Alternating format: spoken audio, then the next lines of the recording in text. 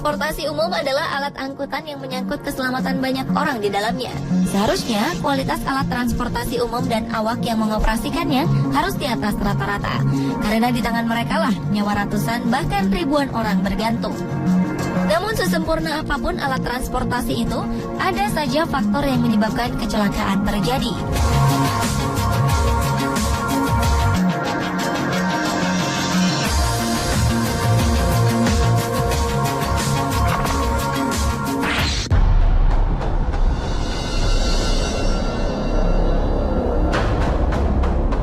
Sabtu 8 Maret 2014, dunia dikejutkan oleh hilangnya sebuah pesawat penumpang Malaysia Airlines dengan nomor penerbangan MH370.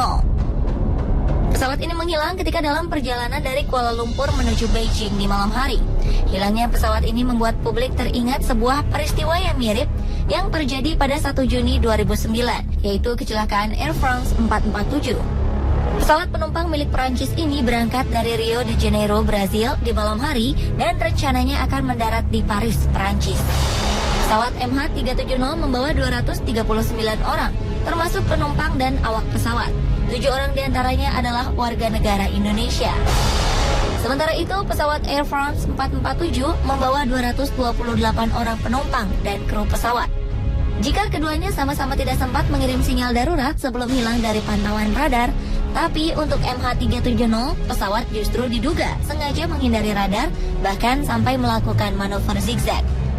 Beberapa hari setelah peristiwa naas yang dialami pesawat Air France 447, nasibnya dengan cepat diketahui terjatuh di Samudra Atlantik. Dari hasil penyelidikan, Air France 447 tercebur ke laut secara utuh dengan kecepatan 280 km per jam dari udara akibat kesalahan pilot mengatasi turbulensi.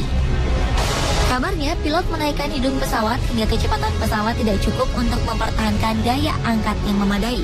Tapi, apa alasan pilot kehilangan kendali dalam situasi seperti itu tetap menjadi misteri. Sementara itu, untuk MH370, sekitar 1 jam setelah tinggal landas, sinyal MH370 dilaporkan hilang dari radar Menara Pemandu Lalu Lintas Udara atau ATC Subang, Malaysia.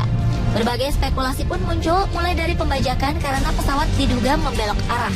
Lalu ada juga spekulasi konspirasi politik demi kepentingan negara tertentu dengan mengorbankan pesawat malang itu, hingga dugaan bahwa MH370 masuk ke dimensi dunia lain.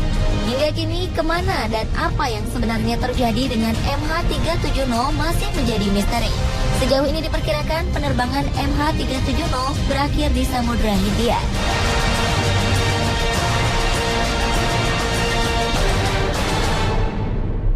5 hari setelah peristiwa kecelakaan Air France 447, 2 mayat ditemukan. Lalu di hari ke-25, pencarian dihentikan. Sekitar 2 tahun kemudian, berkat operasi bawah laut yang menelan biaya hingga lebih dari 464 miliar rupiah dari negara Prancis dan Brazil, bangkai pesawat Air France 447 ditemukan beserta 104 rangka mayat berikut kotak hitamnya yang berada di dasar Samudra Atlantik. Sementara itu, pencarian MH370 yang masih diselimuti 1001 tanda tanya diklaim sebagai yang terbesar, terlama, dan termahal sepanjang sejarah. Sebelumnya, periode pencarian terpanjang pesawat hilang dalam sejarah dialami oleh Adam Air yang jatuh di perairan Sulawesi pada 2007. Adam Air baru ditemukan setelah dicari selama 10 hari.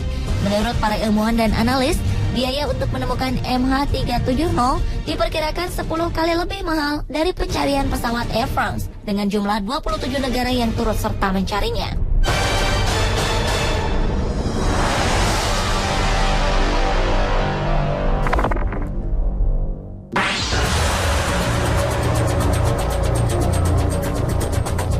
Walaupun secara kasat mata, kapal laut memiliki resiko kecelakaan yang lebih rendah daripada pesawat terbang, namun sepanjang sejarah, ada beberapa kecelakaan kapal laut yang kemudian menjadi duka dunia.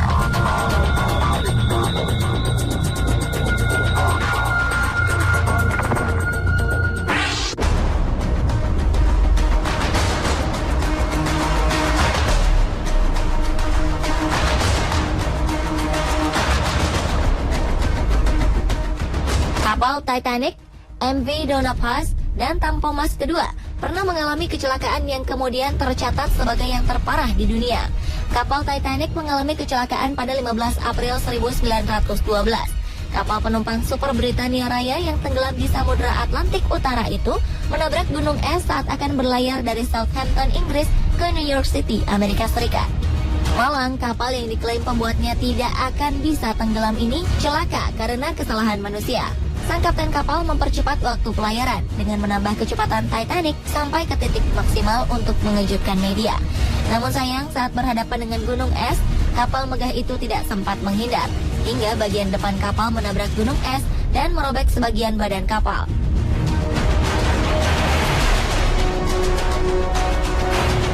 Sementara itu pada 20 Desember 1987, MV Donna Paz, kapal feri berbendera Filipina, bertabrakan dengan kapal tanker MT Vector yang sedang melakukan perjalanan dari Kepulauan Samar menuju Filipina.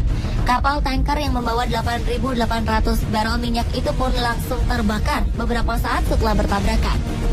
Api kemudian menyambar Donna Paz, sehingga para penumpang tidak sempat menurunkan sekoci. Karena api ini juga, Donna Paz langsung tenggelam beberapa menit setelah tabrakan. Di Indonesia, kecelakaan kapal terbesar terjadi pada 26 Januari 1981. Ketika itu, KMP Tampomas kedua tengah berada dalam perjalanan dari Tanjung Priok, Jakarta menuju Ujung Pandang atau sekarang bernama Makassar. Penyebab tenggelamnya kapal Tampomas karena badai hebat yang mereka hadapi ketika berlayar. Ditambah sebuah puntung rokok yang masih hidup yang memicu kebakaran pada salah satu dek kapal. Ketika api mulai membesar, penumpang segera menuju ke dek atas untuk menyelamatkan diri dengan menggunakan sekoci. Namun proses evakuasi berjalan lambat karena untuk menuju ke dek atas hanya ada satu pintu.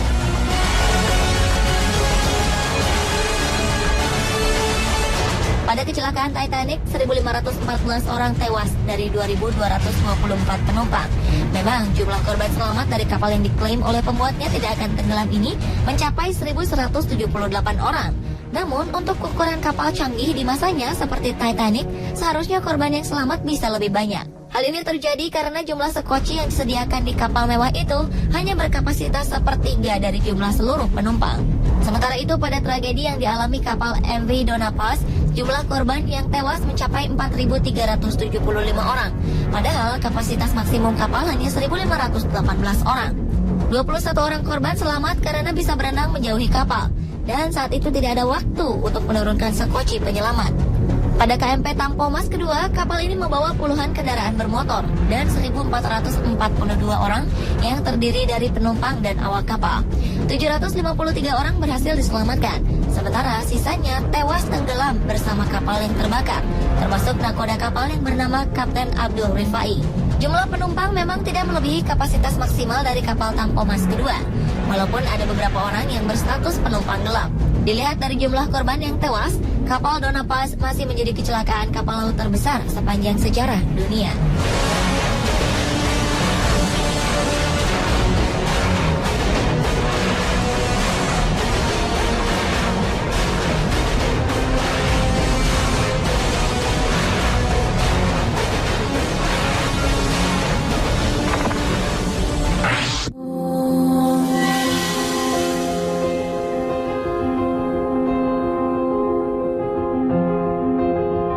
Kecelakaan transportasi yang juga memakan korban yang banyak adalah kecelakaan kereta api.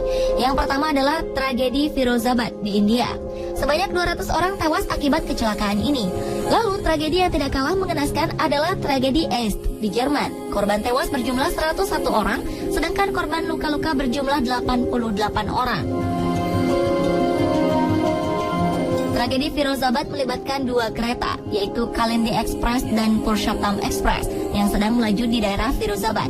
Ketika itu Purushottam berada di satu jalur dengan kereta Kalindi Express. Purushottam sempat mencoba melakukan rem mendadak, namun usaha itu tidak berhasil dan akhirnya harus menabrak Kalindi Express. Sementara itu, tragedi Est hanya melibatkan satu kereta saja. Akibat salah satu roda dari kereta tersebut retak, kereta pun tergelincir.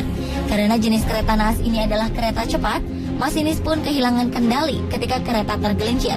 Akibatnya, kecelakaan pun tak bisa dielakkan.